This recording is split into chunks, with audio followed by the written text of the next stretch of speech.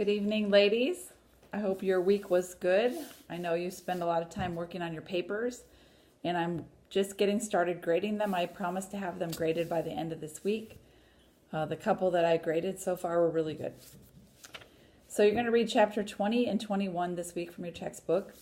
Chapter 20 is talking about basically the Catholic Reformation or the Catholic response to the Reformation. And there really were, even before the Reformation happened, two different kind of groups. One group was the Counter-Reformation, and they were very loyal to the Pope, and they just wanted to go back to the status quo. They were very anti-reform movement. The other was the Catholic Reformation, and this was more people within the church who agreed that there needed to be some changes and wanted to see changes happen within the group. One thing you'll read about before the Reformation was something called the Polyglot Bible. And this was written in lots of different languages with the hope of reaching lots of different people. But you'll see when we talk about the Council of Trent, which responded to the Reformation, that that might be the reason why it became the rule that everything was in Latin. Speaking of the Reformation, a couple weeks ago was the 500th anniversary of that. So kind of interesting that we're talking about that in class so much, and that was something that just was celebrated, and I think we should all pray that there's a reunification sometime of these Christian churches. Back to the textbook, though, you're going to read about lots of different new orders that happened at this time and a new focus of religious orders away from, kind of retreating from society and spending time in prayer and study, and more toward ministries to help people and like going out and working with people that were in need. One person that you'll read about in particular is St. Ignatius of Loyola. He started off in Spain as a soldier, but he was injured and he spent about a year recovering. And while he was recovering, he started to read the book on the lives of the saints. And this really converted him, and he decided to be a soldier for Christ instead.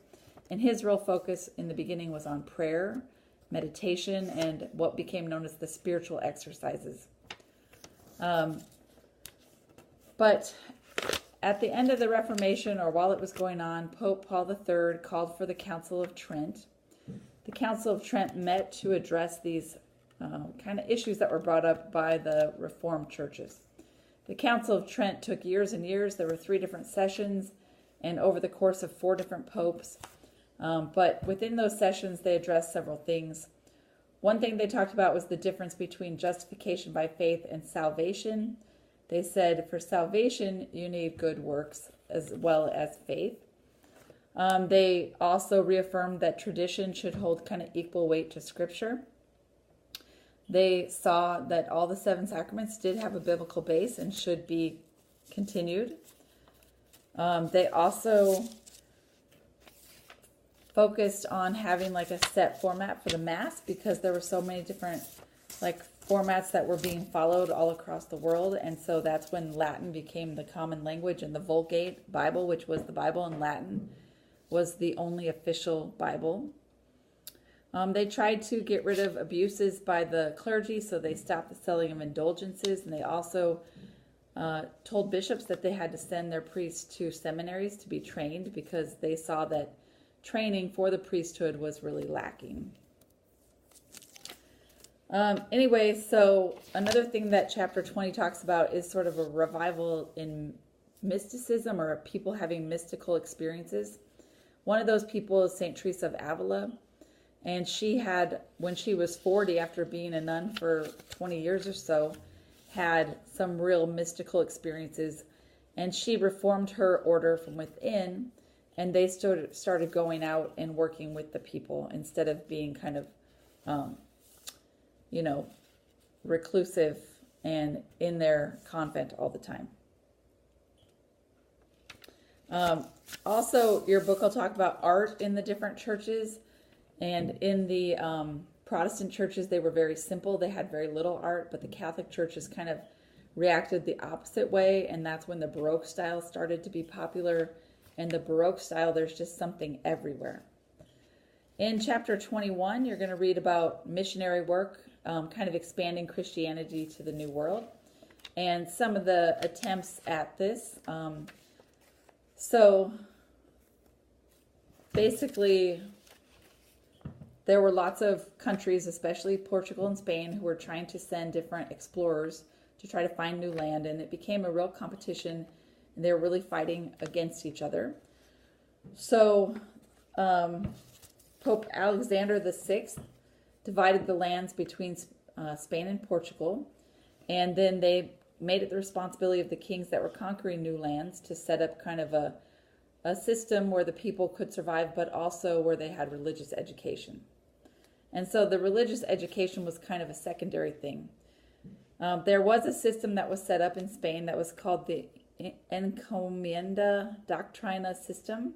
And Encomienda was kind of a economic system, but also a spiritual system. So it's kind of like, you work for me, and I'll give you these spiritual kind of fruits. And so it was much like slavery, but they did educate the people on the faith and provide their basic needs for them. And so along came someone named De las Casas, that was his last name. And he basically said that, slavery was wrong in Mexico, because right before this time there had been a real conversion of the people. This happened with Juan Diego. He was a young, newly converted Christian man, and he had a vision of Mary. And when he had the vision of Mary, she told him to have the bishop build a church where he saw her. And when he went to the bishop said, "I don't believe you. You need to give me some proof." So Juan Diego told this to the Virgin Mary, and she said, "Pick up all these roses that shouldn't be blooming right now and put them inside your cloak. And then when you get to the bishop, open your cloak, and when he sees the roses, he'll believe you." And so he did that, but when he opened his cloak and the roses fell to the ground, there was an imprint of the Virgin Mary on his cloak. And so most of the people, like 95% of the people in Mexico, converted. And it was after this time that Bartolomeo de las Casas was a priest who was sent there. And he said again that slavery was immoral for the Native American people because they were Christian. He really wasn't speaking against slavery in general, but just Christian slaves. And so he advocated for African slaves to be brought in to take their place. So this is both good and bad. I mean, there was good because it opened the discussion about slavery, but bad that he couldn't see that all humans deserve not to be slaves. So he's kind of a controversial person. Some people see him as a real hero, and some people see him as a real kind of villain. When he was the bishop, then he told the priests to not give people their penance for reconciliation or their absolution for reconciliation unless they freed their slaves. And people really revolted against this, and he ended up resigning, but it did open the door and the discussion about slavery. You're also going to read about missionary work in the Orient and about Francis Xavier.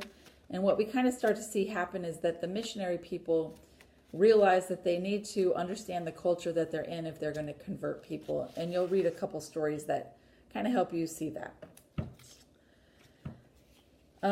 Finally, the chapter will talk about the Congregation for the Propagation of the Faith. And this was a Vatican committee that was set up to deal with new non-Christian countries that are being explored and the people are being converted. So anyway, enjoy the reading this week. You do have a discussion that you should participate in. And again, I'll have those papers graded by Friday.